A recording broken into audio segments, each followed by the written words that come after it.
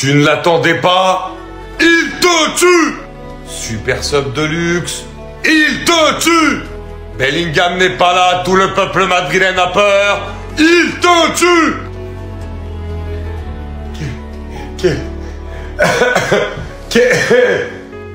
Qu'est-ce que partido? Dime! Il te tue, il te tue, il te tue! Ce soir, Brahim Diaz, c'est ça. Il te tue. Les amis, quel match exceptionnel du Marocain du Real Madrid. Après la défaite contre le Betis Séville, où Bellingham n'était déjà pas là. Bellingham était également en tribune après sa suspension lors du dernier 16e de finale contre Manchester City. Et Brahim Diaz est aligné au milieu et la performance est digne des rentrées qu'on voit de ce garçon depuis le début de la saison. Techniquement, le niveau est très fort. Il y a eu du déchet quand même sur la fin de première période, mais techniquement, dès le début du match, tu vois, ça rentre, les talonnades, les combinaisons, les projections vers l'avant. N'oublions jamais aussi le nombre de retours défensifs, les efforts. C'est-à-dire, il a réussi aussi, par son jeu, à compenser le gros volume de jeu de Bellingham. Ce sur quoi moi, je pouvais avoir vraiment le plus de doutes. Et le but. Et le but. Et le but. Mais le but de Brahim Diaz, c'est un but de classe mondiale. Les feintes sur les appuis.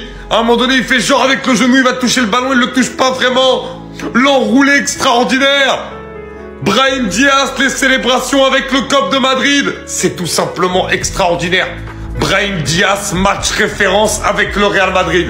Ah, Brahim Diaz, c'est trop. En l'espace d'une seconde, j'ai cru voir Lionel Messi sur le terrain. En fait, il y a des matchs quand le gars il décide de se réveiller. Techniquement parlant, il est injouable. Regardez comment il a mélangé toute la défense de l'Atlético. Il y en a carrément un même qui a décidé de prendre une pause. Le dribble était sale. À cette position-là, à aucun moment j'aurais pensé qu'il allait faire ça. Et il l'a fait. Regardez-moi ça. Son match d'aujourd'hui était juste sensationnel, les amis. Il a réussi à nous faire oublier Jude Bellingham. Apparemment, sur ce match-là, à aucun moment je me suis dit que Bellingham manquait dans le jeu. Dans les récupérations, il était là. Dans les retours défensifs, il était présent. Offensivement, c'est lui qui animait le jeu. Étant donné que Vinicius et Kylian Mbappé étaient en congé maladie, c'est lui et Rodrigo qui ont décidé de prendre la relève. Je retire mes lunettes, les amis, pour le match de Rudiger. Quel match de patron. Ça faisait un moment que le gars il était gaze, mais ce match-là, les amis, il a répondu présent. Avec un Raúl Asensio à ses côtés qui n'a pas fait tâche du tout. Non, même s'il n'a pas été énormément sollicité aujourd'hui, il a fait un bon match. Andy, aujourd'hui, t'as fait ce qu'on attendait de toi. T'as apporté offensivement. Défensivement, comme d'habitude, t'as pas déçu. En ce qui concerne Valverde, est-ce que ça vaut la peine de parler même? Pour moi, c'est tout simplement l'homme du match, même si je pense qu'ils vont le donner à Brahim Diaz. Si ce gars-là n'était pas là aujourd'hui, les amis, on allait faire match nul ou perdre. Vu tous les sauvetages qu'il nous a fait aujourd'hui, franchement, ce gars-là, c'est une dinguerie. Camavinga est passé à côté de son match. Tchouaméni aujourd'hui, il a répondu présent au milieu, surtout en deuxième mi-temps. Et offensivement, les amis, Brahim Diaz et Rodrigo ont été les meilleurs. Vinicius et Kylian Mbappé, bon,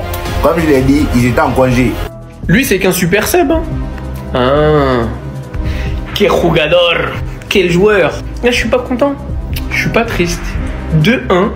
Victoire du Real sur la plus petite démarche à domicile. Un retour au Wanda Metropolitano. Une bonne première mi-temps, une deuxième mi-temps éteinte. J'ai pas pris énormément de plaisir ce soir. Mais je vous dis la vérité, ce petit joueur, Brahim Abdelkader Diaz, je l'ai toujours trouvé trop sous-coté.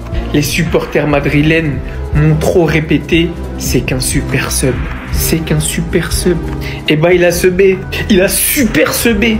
Non, son but ce soir, c'est très très fort ce qu'il fait dans la surface. Slalom, finition pied droit. Et honnêtement, je suis pas madrilène. Mais cette photo-là, c'est genre la photo. Pour moi, c'est mon avis. C'est la photo que je rêve d'avoir avec mon public. T'as vu, tu t'imagines demain, t'es footballeur. C'est ce genre de célébration que je rêve d'avoir. Une célébration en plein milieu de la foule avec tous les supporters qui t'acclament, qui te serrent dans leurs bras. C'est ce genre de célébration que je rêve d'avoir. La photo, elle est extraordinaire.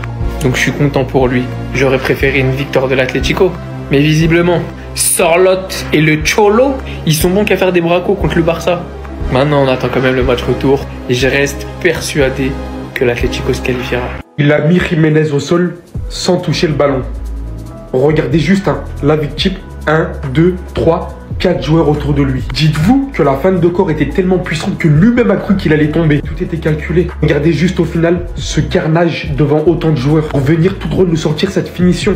La réaction avec les supporters, il y a de quoi. Brahim Diaz, hein, quand il rentre dans ce niveau-là, il est tellement inarrêtable sur le terrain. Les contrôles orientés, les conservations de balles dans les espaces les plus fermés, les combinaisons techniquement parlant, mais j'ai pas les mots. Des fois, mais je me demande tellement le joueur que ça aurait pu être s'il avait cette constance, cette régularité. À un moment donné, j'étais dépassé, j'ai vu ce qui s'est passé au milieu de terrain. Là, même ici, sur le premier contact, il est censé perdre le ballon. Il arrive à le conserver, le joueur le poursuit, il y en a un deuxième qui arrive sur lui. Là, il est littéralement pris. Vous vous dites, il va encore perdre le ballon actuellement. Ce mec est littéralement fou dans ce niveau, les gars, je vous le dis, je vous le répète. Obligé de faire faute pour l'arrêter. Le théorème de Brahim Diaz dit qu'après un tel match, on le retitularise le match d'après, et bah ça va pas. Mais j'espère très fortement qu'il va casser ça, qu'il va casser ce théorème. Parce que s'il arrive à conserver ce niveau, c'est beaucoup trop fort. Dites-vous qu'il va participer à la CAN avec le Maroc. Mais ça va être monstrueux, les gars. Ils ont pas assez de respect. Il y a des joueurs qui sont beaucoup trop sous-cotés. Rodrigo qui obtient son man of the match. En passant par quel genre de but de fou. Sans compter que dans un monde normal, si c'était pas le début du match, il avait aussi un penalty provoqué. Je n'ai aucune honte de dire que c'est le joueur le plus talentueux de l'équipe. Et à mes yeux, vu comme il est régulier et constant depuis un certain moment, il est en train de nous sortir sa meilleure saison et sans faire aucune différence du côté là où il joue. Alimenté par qui sur son but forcément? Federico Valverde. T'es mal à passe qui va te balancer ici. Je suis actuellement à 2 doigts de dire qu'il fait actuellement partie du top 2 des meilleurs latéraux du monde. Et non pas parce que je suis madrilène que je le dis, mais hormis sa passe des deux fous. Thibaut Courtois était battu. Son sauvetage de fou devant la ligne, où il vient littéralement dégager le ballon. Ses retours défensifs de fou. Et tout ça comment? Dites-vous qu'en étant blessé, pour ceux qui ne savent pas, ça fait déjà depuis un petit moment que Federico Valverde connaît actuellement sa pire saison niveau blessure. Il a littéralement une déchirure musculaire, il avait déjà forcé contre City, il a reforcé aujourd'hui encore. En sachant le fait qu'il est le joueur le plus utilisé de l'Europe actuellement.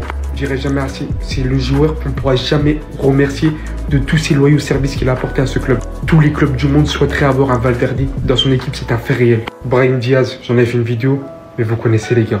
Ce qu'il a fait sur la surface de réparation devant 5 joueurs, sachant ce qu'il a fait à Jiménez juste avant pour venir finir. Regardez, il y a combien de joueurs qui l'encerclent, s'il vous plaît. S'il arrive à garder une constance, une régularité, ce joueur, ça serait vraiment trop. Ça fait vraiment plaisir de revoir Ferland Mendy enchaîner. Assez déçu de ce que Camavinga propose cette saison. Pour l'instant, c'est vraiment pas à la hauteur de nos attentes. On dirait pas autant de son coéquipier français, Tchouaméni, qui aujourd'hui, une fois de plus, nous sort un bon match. Même de parler des buts de taré qu'il y a eu dans ce match, est-ce qu'on peut parler de cet homme-là, s'il vous plaît? Aujourd'hui, je me demande comment c'est possible d'être aussi complet. Dites-vous que le gars n'était même pas censé jouer ce match-là parce qu'il est blessé de base. Mais tellement c'est un guerrier dans sa tête, il a forcé pour jouer. Comme nous le dit le média Copé, Valverde a forcé pour jouer blessé ce soir. C'était déjà le cas contre Manchester City. Il souffre d'une déchirure musculaire et malgré toutes ces douleurs-là, il t'a quand même sorti une magnifique passe décisive pour Rodrigo. Il t'a même fait un sauvetage sur la ligne. Est-ce que moi j'appelle un capitaine, les gars? Le gars, il est toujours disponible pour l'équipe. Peu importe le poste où tu le mets, il est brillant. Carrément, j'ai même envie de dire qu'au poste de latéral, il n'y a personne qui le teste. Et sur sa magnifique passe, cet homme-là était là pour conclure de la meilleure des manières. Rodrigo, les amis, l'homme en forme du Real Madrid. Depuis un moment, on dit que c'est Kylian Mbappé le meilleur joueur du Real Madrid, mais Rodrigo aussi n'est pas oublié. La finition qu'il a que sur son côté gauche ou côté droit, dès qu'il est dans cette position-là, c'est terminé pour toi. Il a enroulé ça d'une manière au black, c'était mort pour lui d'avance. Bien évidemment, après le but, il est allé chambrer les supporters de l'Atlético de Madrid. T'as bien fait, mon ami. Et il a terminé par sa célébration. Dites-vous que c'était le 92e but de sa carrière. Il a marqué 68 au Real Madrid. C'était le 68e. Vraiment, reste pas Rodrigo, le joueur le plus sous-côté de sa génération. C'est pas moi qui le dis, c'est Bellingham. Dans tous les matchs de Ligue des Champions, tous les gros matchs de Ligue des Champions, il est présent.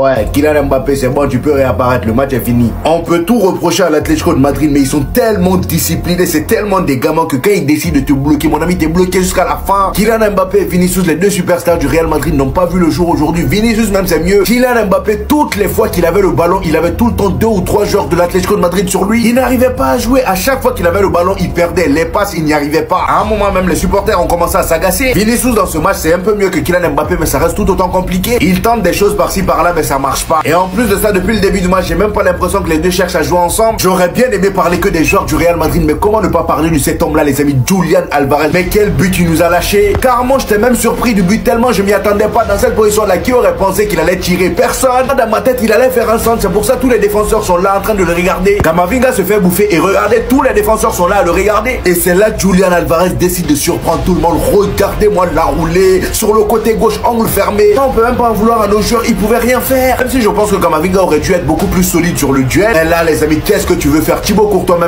il a même pas effleuré le ballon. Et c'est là je me dis qu'en fait le gars a eu raison de quitter à Manchester City. Le talent qu'il a là, s'il était resté là-bas au banc en tant que remplaçant d'Erling Haaland, on n'aurait jamais vu ça. De plus, on arrive à l'Atlético de Madrid, c'est devenu la star du club, ça y est.